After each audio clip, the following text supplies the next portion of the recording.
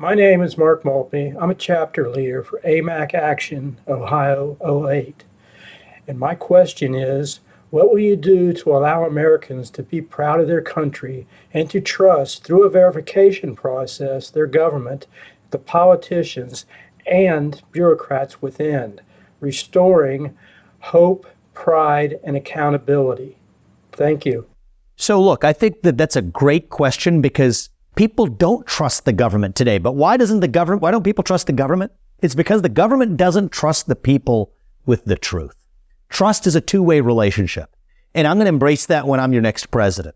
Here's what I've said. On day one, we will release what I call the state action files. It's the equivalent of what Elon Musk did at Twitter with the Twitter files.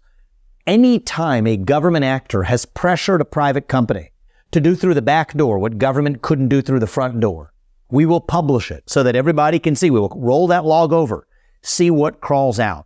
We will bring honesty back to government. Tell them the truth, not just when it's easy, but when it is hard. How is our money being spent in Ukraine? How the same questions they hid in Iraq and Afghanistan, they're now hiding in Ukraine. So embracing that principle of truth and candor with the American people, that's what I'm going to bring to the table. Now, the other thing we need to do in the next generation of Americans is revive our sense of national pride.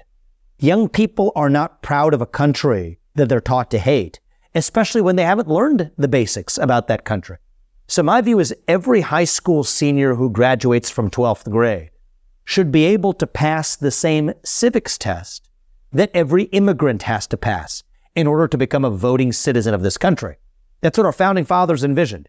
You have to have skin in the game to actually play in the game and be a citizen, capital C, citizen of a nation. And that's that civic spirit that I'm committed to reviving as the next president.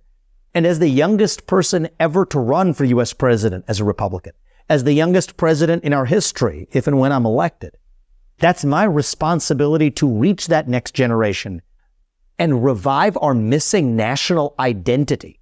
What does it mean to be an American? You ask young people today, most people today, that question. You get a blank stare in response. That is the vacuum, that is the void that we have to fill.